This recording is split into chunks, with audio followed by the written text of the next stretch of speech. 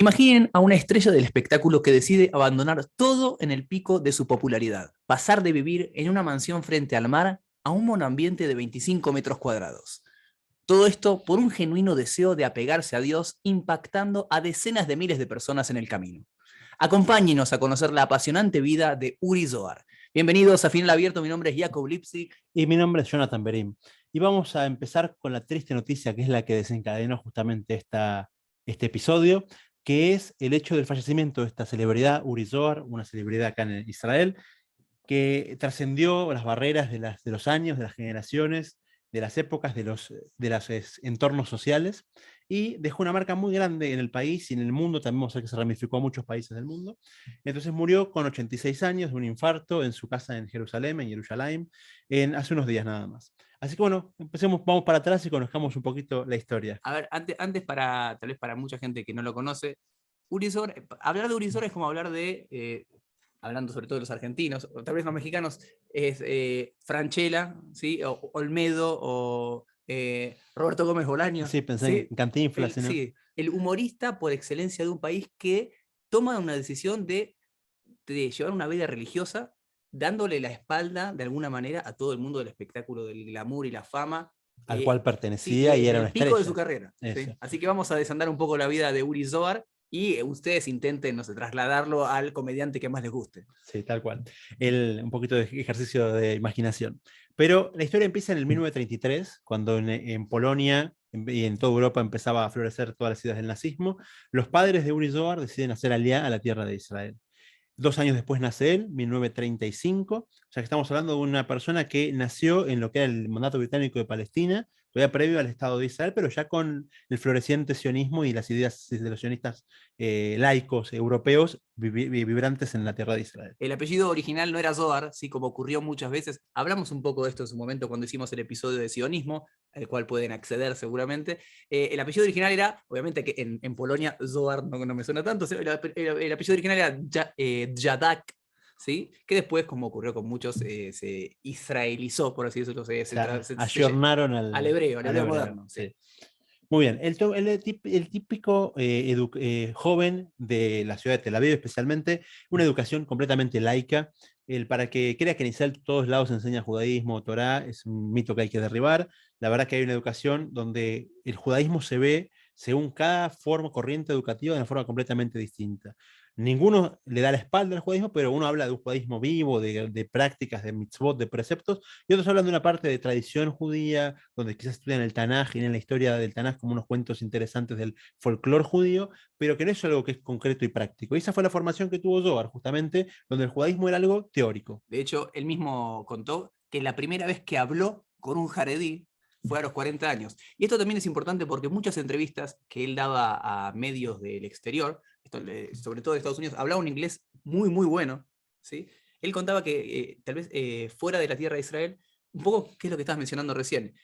Tal vez cada tipo de judaísmo tiene su estilo, pero todos confluyen más o menos no sé si llamarlo de manera armónica, pero sabés que existen o te cruzaste con uno, te cruzaste con otro, alguien que usa equipa, que no usa equipa, sabés más o menos de qué se trata.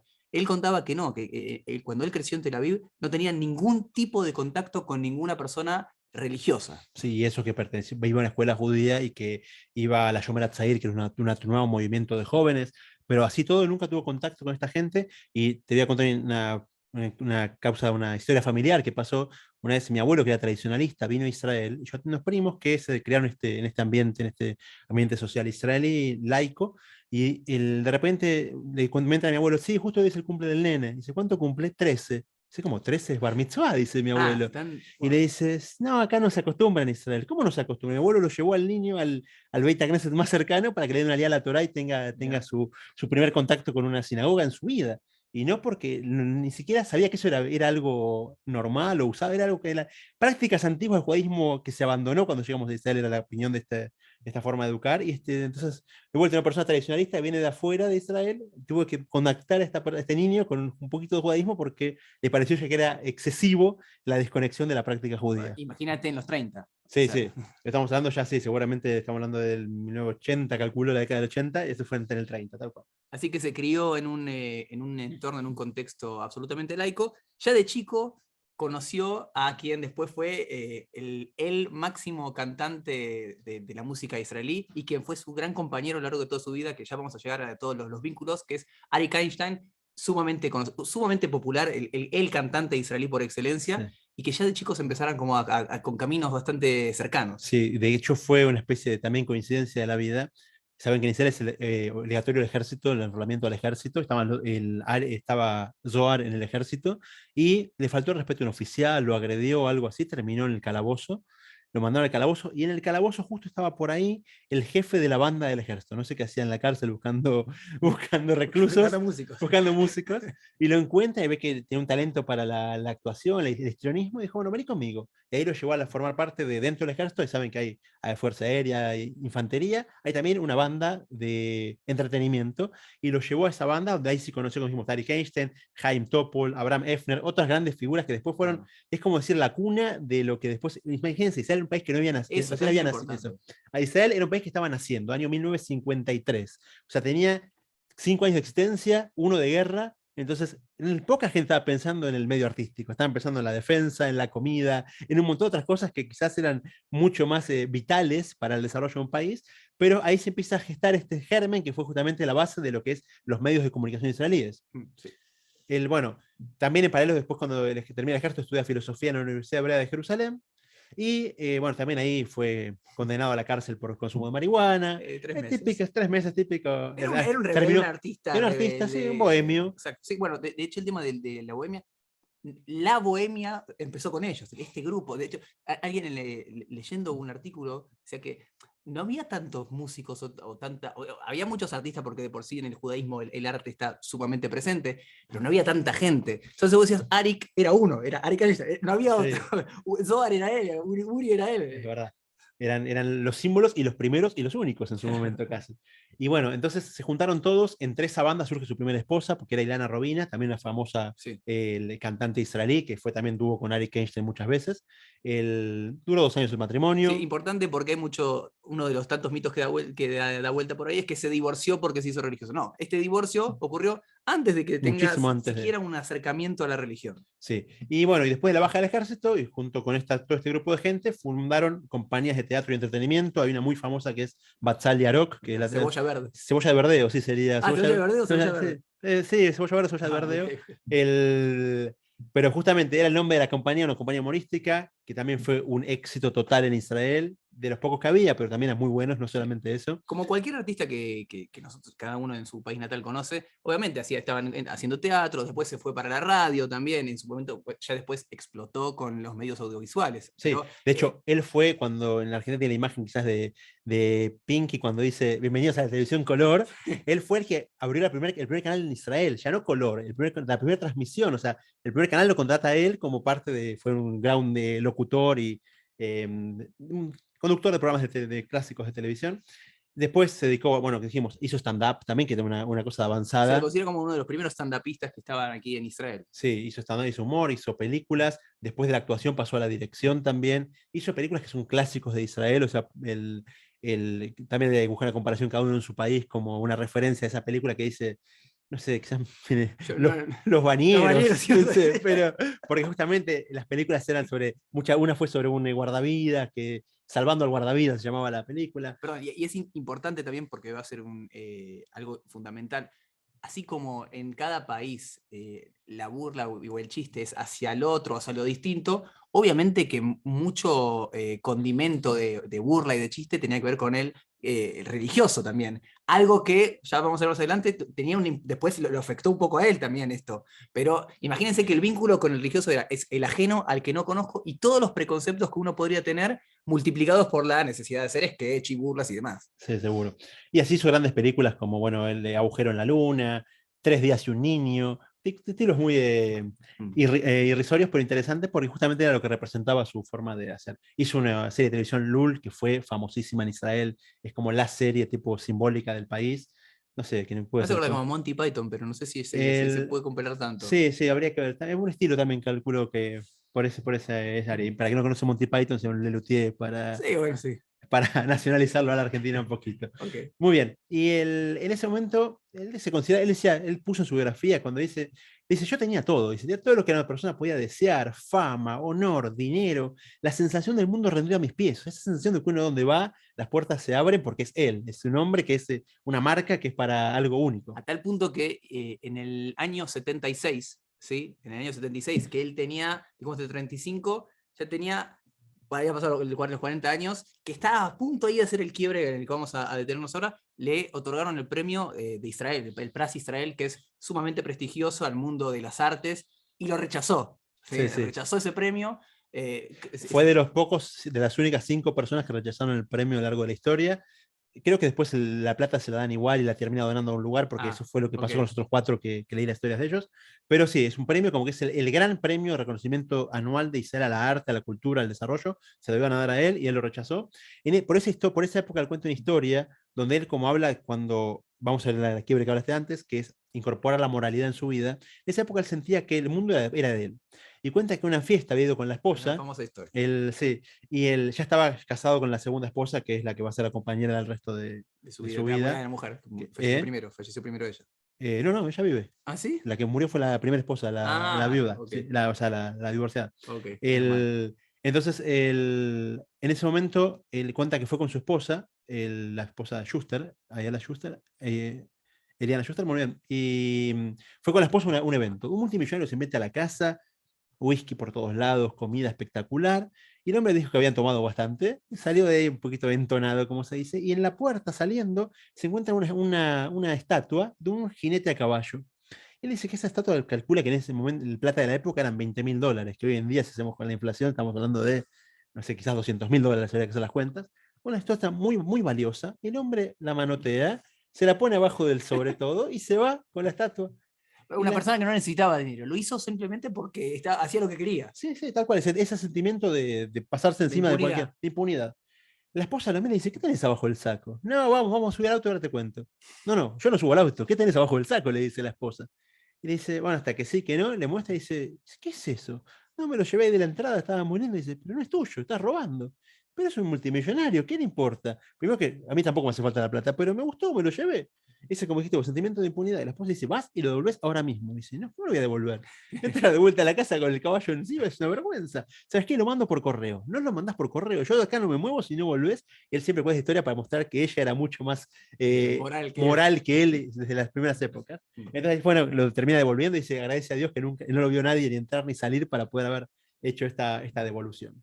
Y el pre-quiebre que se da en su vida es cuando uno de sus amigos, el Mordejai Arnold, también otro gran famoso actor del mundo de esta banda de teatro que le habían armado, Pupik se llama, lo conocen, hizo Teshuvah. Era quizás de toda la banda, no era el más popular, era uno bajito, dice, por eso Teshuvah, como que se acercó al judaísmo, es tal cual el mito de que se acerca al perdedor, el fracasado, como si bien no habrá tenido un mal sueldo seguramente como actor, pero bueno, de todo el grupo, él fue el que hizo Teshuvah. Y él le cumplió un sueño, Zohar le cumplió un sueño a la esposa, que es viajar a los países nórdicos. Estaba ahí afuera cuando se casa este amigo. Entonces no pudo estar en el casamiento del amigo. Y apenas vuelve de los países nórdicos, dice, voy a saludarlo, aunque sea si él es más alto. Él vivía en la ciudad de Tel Aviv, Jerusalén está a 70 kilómetros, es un viajecito en auto no muy lejos. Entonces voy a saludarlo, digo felicitaciones por el casamiento, perdón que no estuve, y vuelvo. Y ahí fue que lo va a buscar, ya estaba estudiando Torah este amigo, va al Colel y se cuenta con un hombre, Ari Yitzhak, un jaredí, un hombre observante de la ley judía, y le pregunta por el amigo, si quedaron charlando con él, dice que ese fue su primer pre-acercamiento, y le dice que no está el amigo, al final el amigo no lo encontró, se volvió a Tel Aviv sin encontrarlo, pero conoció a este hombre, Ari Yitzhak. Acabo de hacer un quiebre por una charla que tuve hoy con uno de los hijos de los grandes protagonistas de esta historia. Este personaje, conocido como Pupik, muy famoso en Israel, era parte de un grupo de una primera oleada de unos pocos que estaban volviendo en Teshuvah y estaban en el barrio de Yarei Gesed, en Jerusalén. Este grupo que había empezado a estudiar y demás, tenía muchas preguntas de Emuná, y le dijo, bueno, preguntas de Emuná, de fe, tenés que preguntarle a esta persona. ¿Quién era esta persona? Y que es el rabino que marca un quiebre, es uno de los protagonistas de esta historia, se llamaba Rab Yitzhak Shlomo Zilberman Zatzal, un genio, una persona muy sabia y además que sabía cómo hablar. Eso ocurre muchas veces, uno puede tener mucha sabiduría pero no lograr transmitirlo. Rav Yitzhak Shlomo Silverman era un gaón sumamente sabio, también tenía una gran capacidad para hablar con la gente, con cualquier tipo de gente. ¿Sí? Entonces ahí empieza un poco cómo entra este rabino que fue el que más tarde, como vamos a ver a continuación, generó el quiebre en Uri Zohar. Seguro. En ese momento, ese amigo Pupik tiene una hija, y cuando nace una hija se acostumbra a hacer un Simchat Bat, una celebración por el nacimiento. Así como cuando nace un varón se hace el Brit Milá, la hija se hace un Simchat Bat. Y él, Pupik, dice: voy a invitar a todos mis amigos. Los amigos, ¿quiénes eran? Arik Einstein, Shalom Hanoch, Tzvi Ziesel, todo el grupo Mitzim y Uri Zohar, obviamente. Entonces los invita y dijeron: bueno, no podemos faltar a nuestro amigo el compromiso, pero vamos a chocar contra un universo desconocido. Entonces ya desde el auto venían haciendo, en cuenta Uri Zohar, todo el viaje, chistes y preparando retrucos y respuestas para reírse del mundo al que con el cual chocar por primera vez en su vida, a los 40 y pico de años, que era el mundo jaredí, al que no conocían. Ahí llegan a este lugar y ahí se da el encuentro entre Uri Zohar y el Rav Silverman que acabas de mencionar. Claro, que cómo fue, obviamente, en cualquier alegría, en cualquier simja, siempre se dicen unas palabras y le dieron la posibilidad de hablar a Rav Yitzhak Shlomo Silverman. Habló, ya les pareció una persona distinta, y Uri Zohar se acercó después o en medio de este encuentro. Yo le voy a decir en palabras lo mismo lo que contaba Uri Zohar al conocerlo. El Rav Silverman venía de Alemania. Siempre el judaísmo en Berlín estaba más impactado tal vez por el iluminismo, tenía un conocimiento un poco más amplio del arte y la cultura en comparación con el resto de los judíos de Europa. Y lo que le sorprendió a Uri Zohar, según él cuenta, es que bueno, esta persona, no hablaron de religión, pero tenía a un jaredí que le hablaba de Mozart, que le hablaba de pintura, que le hablaba de todas las cuestiones de cultura que a él le gustaban. Obviamente, recordemos, estamos hablando de la bohemia israelí de la época, y de pronto se encuentra con la... de vuelta, parafraseando a Uri Zohar, él pensaba que los religiosos estaban todo el día haciendo así, que no tenía ni idea de nada. Entonces ya de por sí le rompió los esquemas. ¿Sí? Conocer a un jaredí con el que podía tener una conversación prácticamente de igual a igual en un nivel intelectual que él nunca pensó. Ese fue el primer contacto, sí. Ahí arrancó. Y el primer quiebre, porque venía a romper con 4 décadas de educarse en un mundo donde dice el jaredí, el persona religiosa, es un ignorante que está leyendo un libro antiguo que nadie entiende y que se vive en el pasado. De repente chocó con un hombre que sabía mucho y ese le causó el primer quiebre.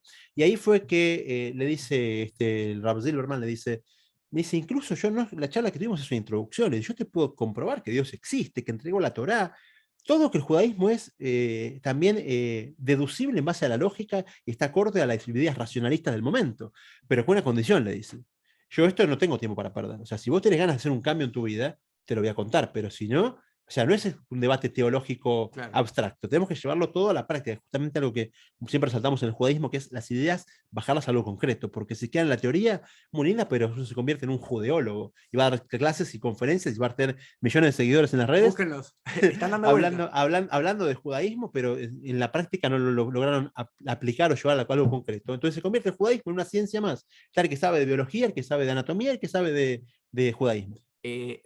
Uno de los hijos del Rav Silverman Zatzal me contaba hoy que el acuerdo fue así: si yo te convenzo, vos venís conmigo; si vos me convencés, yo me voy con vos a Tel Aviv.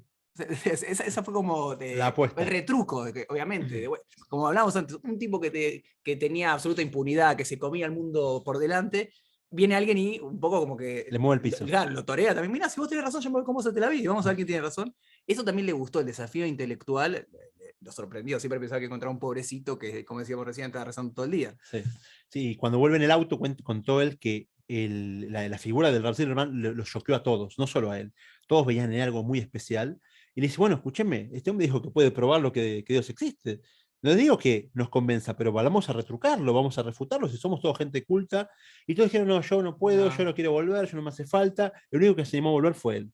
De todos sus amigos, vuelve, fueron encuentros de como 6 horas cada uno, 3 encuentros, donde el hombre quedó convencido de que Dios existe, pero tenía el problema de volver a su vida, a su mundo. Ya estaba casado, una familia, 3 hijos, no es que abandono todo y me desaparezco. Ya está en el segundo matrimonio. Segundo matrimonio, tal cual. Algo interesante que en la conversación ya le decía al Rav Silverman, después de haber tenido estos contactos: miren, a mí no me interesa ser el más jaredí, el más tzadik, el más justo. Lo único que quiero es que el fuego del infierno, del Geinom, no me quemé la espalda. Sí. Con eso yo me contento, no quiero Tal estar cual. en primera fila, no me interesa esto, la verdad que no estoy para esas cosas.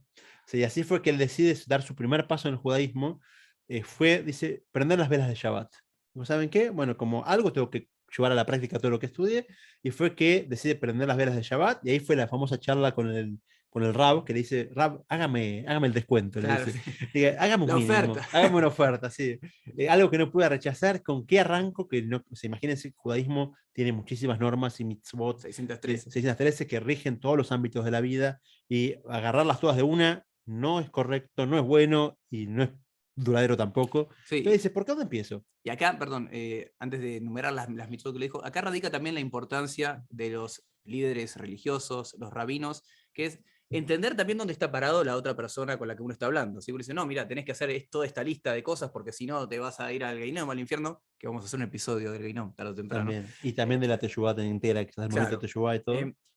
Por eso destaco que el Rav Silverman, que fue un absoluto genio, supo entender a quién le estaba hablando. ¿Sí? Que esto, como hablamos también un poco fuera del aire, la falta de tacto, que esto también tenemos que hacer un mea culpa a aquellos que muchas veces estamos enseñando o transmitiendo, puede generar o que uno se vaya para que el receptor decida, no, esto no es para mí, o alguien que logra tener la sutileza y la inteligencia de comprender que una persona está yendo en un proceso y es de poco, por el contrario, impactar en alguien que después a su vez forma familia y ni que hablar en el impacto que tuvo Uri Zohar en cientos, no sé si, decenas de miles de personas después. ¿Sí? Entonces, volviendo un poco al tema, Uri Zohar va y le dice, mire, a mí me interesa esto, pero deme la lista mínima, ¿con qué apruebo, digamos?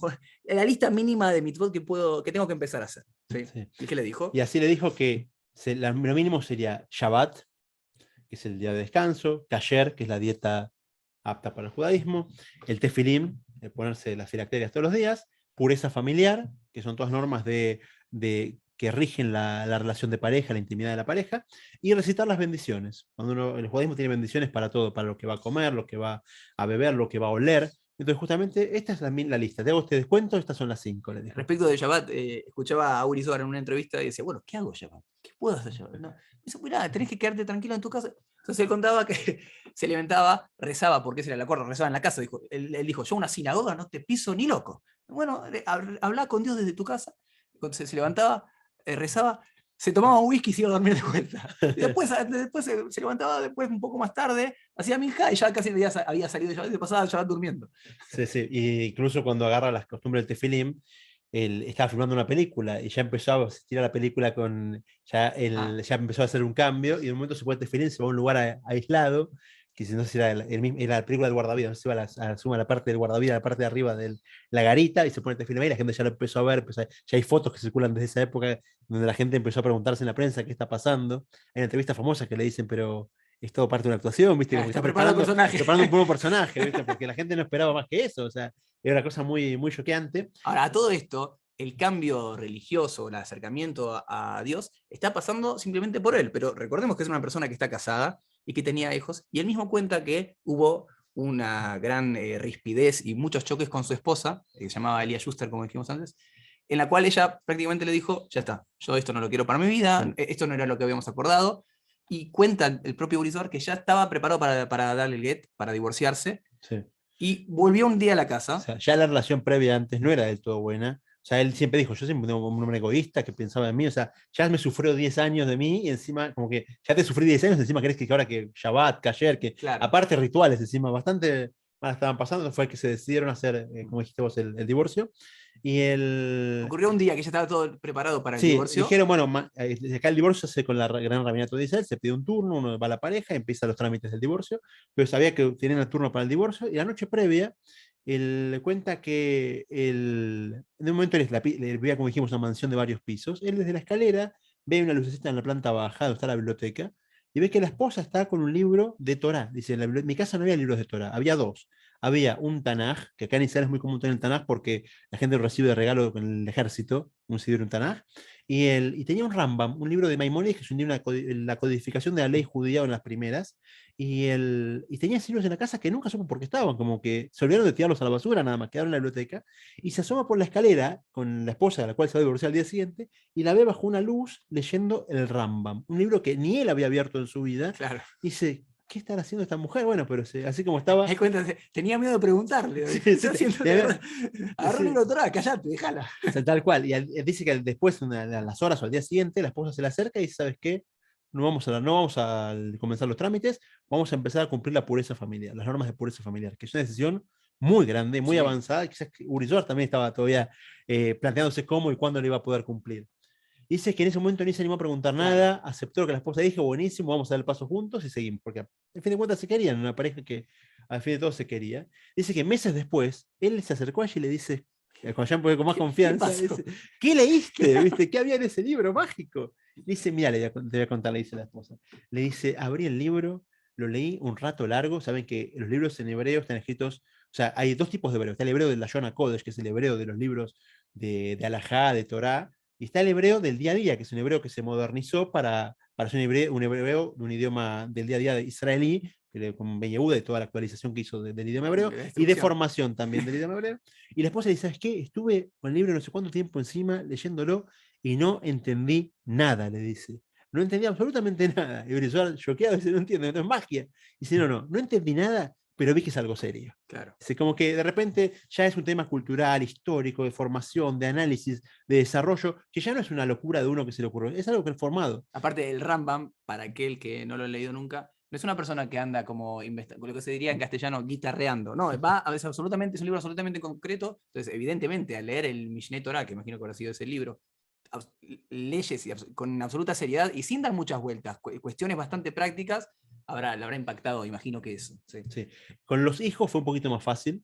Los hijos lo vieron poniendo tefilim, les causó curiosidad, especialmente el hijo mayor, y dijo, yo quiero también saber de qué se trata. Y entonces pidió el hijo cambiarse, 10 años, imagínense, él tiene sus amigos, su entorno, pidió cambiarse a una escuela ortodoxa, lo cambió a una escuela ortodoxa, y en ese momento el nene empezó a avanzar un montón, al punto tal que el padre cuenta que ya sabía más que yo.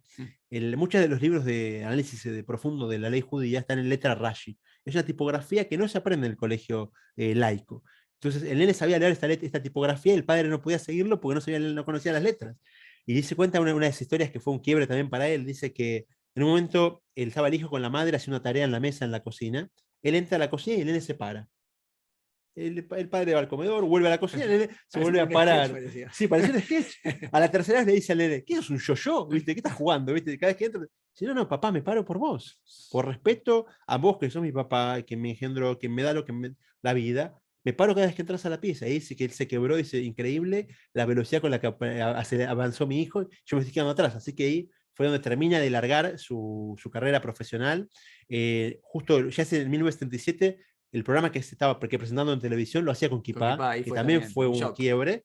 Y después de esto ya decide, con la historia con el hijo, decide largar todo el mundo del espectáculo, retirarse por completo de Tel Aviv, dejar la casa esta de mansión. Dedicar a su formación también. El tema de la mansión también es importante. Él, como dijimos en la apertura, él vivía en una mansión en Tel Aviv frente al mar, sí, Sí. varios pisos, y se mudó al barrio de Mattersdorf o Romema, a un departamento de 25 metros cuadrados. Sí, Sí. tuvo una casa en el medio que fue porque se trajo a vivir con él a la madre y a la suegra, parece, pero tenía un ambiente más. Después, cuando la madre y la suegra pasaron a mejor Mejor vida. vida, él dice, ni esto me hace falta. Se mudó de vuelta a una casa mucho más chica todavía, porque justamente él dice que, o sea, quiso pasar de extremo a extremo y dedicar una formación del show. Él dice, siempre me preparé. Dice, me preparé para la actuación, me preparé para el ejército, me preparé en la facultad, en la universidad. Dice, pero para ser padre, ¿cuándo me preparé? Para ser hijo, ¿cuándo me preparé? Para ser esposo, ¿cuándo me preparé?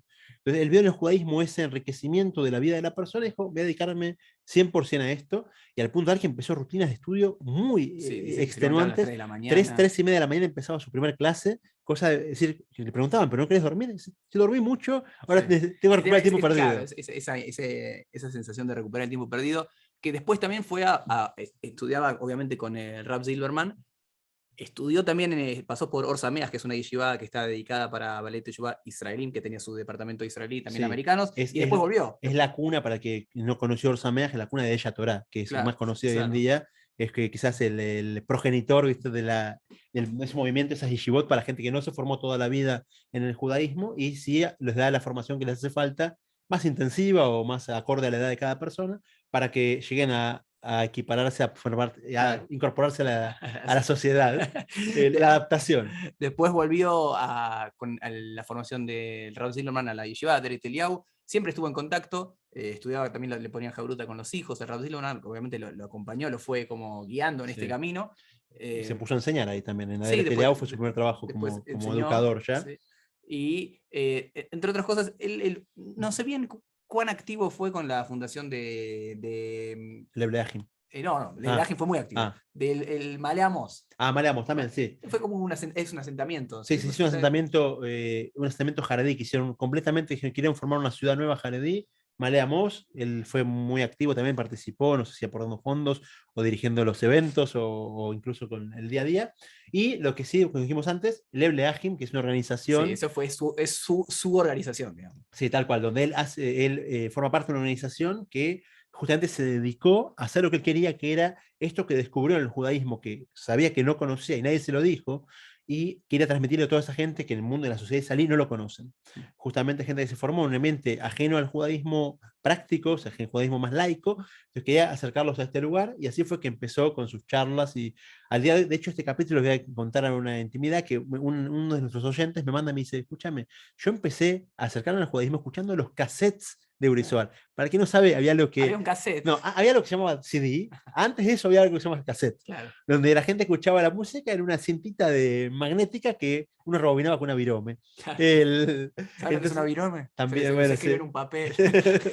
Hay que hacer clases de millennials. Pero una de las cosas más interesantes que tiene el Ebleagim, que es que organiza Jabrutot, es decir, estudios de a dos de personas que son religiosas con personas que están absolutamente alejadas, que, como decía recién Johnny, que tiene que ver con eso, lo que él siempre sintió que le faltó. De hecho, uno de sus libros en el inglés se traduce como Señores y señores, nos han robado. Sí. Pero el título en hebreo es como no les dieron chance, no nos dieron chance. Eso, sí, tal cual. No nos No le dieron dieron lugar, no le oportunidad. dieron lugar.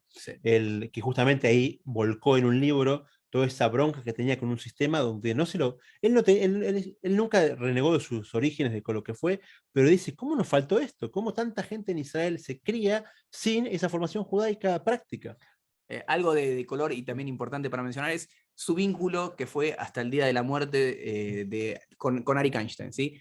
Como dijimos antes, Uri Zohar tomó la decisión en el 77 de optar por una vida religiosa, pero Arik Einstein, que de vuelta es como si Bob Dylan israelí, era su hermano de toda la vida, a tal punto que Arik Einstein a mediados de los 80 le dedicó una canción, ¿sí?, a su amigo que había vuelto en Teshuvah, Sí, que se había vuelto religioso. Pero y por otra parte también, dos hijos de Uri Zohar se casaron con dos hijas de Arik Einstein. Las dos hijas, o sea, estas dos parejas son religiosas. Sí. Así que compartieron 18 nietos en común. Sí, seguro. De hecho, en su círculo, o sea, eran las parejas eran amigas, Arik con su esposa, Uri con su esposa, y de los cuatro, tres hicieron Teshuvah. O sea, tanto Uri Zohar con su esposa, como la esposa de Arik Einstein, retornaron al camino de la práctica judía. El único que quedó, no aislado, porque sigue siendo parte del grupo, pero sin practicar el judaísmo. Él siempre decía que era un hombre muy espiritual, que tenía su judaísmo especial. De hecho, Uri Zohar habla maravillas de Arik Einstein. Dijo: fue la única persona en mi vida no religiosa que jamás vi hablar mal de alguien. Y también cuentan que Arik Einstein mismo decía que yo sé que lo que ustedes hacen es verdad, pero no puedo. Sencillamente no puedo. Bueno, sí. Después compartieron 18, hay una historia también interesante compartieron 18 nietos. Una vez uno de los nietos le preguntó a Arik Einstein: abuelo, ¿por qué no tenés barba como el abuelo Uri? Y él dijo: porque el abuelo Uri tiene barba larga por los dos. Así que... Sí, así es. Y bueno, entonces, este vínculo siguió toda la vida. De hecho, hace una entrevista que dio poco antes de morir, unos meses, un año antes de fallecer Uri Zohar, dio una entrevista y en un momento el entrevistador le pregunta: escúchame, como pregunta así abierta para abrir un tema, si tenías que tomarte un café con algún personaje de la historia del pueblo judío que ya no esté, ¿con quién sería? Yo pensaría, bueno, una persona elegiría como él, que tanto se metió en el judaísmo práctico, decía Moshe Rabbeinu, Rabbi Akiva, el Gaón de Vilna. Él dice: te tengo que ser sincero, yo tomaría el café con Arik Einstein, le dijo. Ya había fallecido 7 años antes, y que él extrañaba a su amigo de toda la vida. Entonces, si tenía esa oportunidad, raspar esa lámpara mágica y traer a alguien, hubiera sido con Arik Einstein. Interesante. También el funeral de Arik Einstein, que también fue una cuestión de Estado y fueron decenas de miles de personas, sabido que Netanyahu dijo que Arik Einstein era así como la voz de Israel, etc. Sí. el funeral fue dirigido por él, por Sí. Uri Zohar fue el que estuvo a cargo de toda la ceremonia del entierro de Arik Einstein. Sí. Y volviendo para atrás, porque el entierro estamos hablando de 2007, pero un poquito para atrás, en 1992, el que Jazz estaba llegando, Jazz es el partido ortodoxo jaredí sefaradí de Rav Ovadia Yosef, llegó a uno de sus picos de cantidad de diputados, y gran parte fue también que intervino Zohar como presentador y dirigiendo las emisiones de Jazz y los eventos políticos para justamente fomentar el voto por este partido. Después, bueno, tuvo reconocimiento internacional, hizo una retrospectiva en Francia sobre sus películas, etcétera, etcétera. Pero me parece que el mensaje Y tuvo un importante... programa además siendo ortodoxo, Okay. que en 1997 volvió a la televisión, que también fue para la televisión israelí. En el 92 lograron, una periodista no ortodoxa logró traerlo por una entrevista, pero él está muy alejado de ese medio. En el 97 lograron que él haga un programa formal de televisión, donde es una especie de talk show con invitados. La Biblia y el Garefa. Algo así, 4 invitados, charlaba un tema filosófico, tuvo 2 temporadas, así que el hecho de que tenga una segunda temporada habla bien de la primera. Okay. Y bueno, tenemos un hijo que de momento se alejó del camino y hizo toda una retrospectiva del padre también, documentales y cómo el padre vio entre dos mundos, que después volvió. Todos sus hijos volvieron, creo que 2 hijos que se fueron Sí. del camino de la religión y después volvieron. Hoy en día sus hijos son todos religiosos.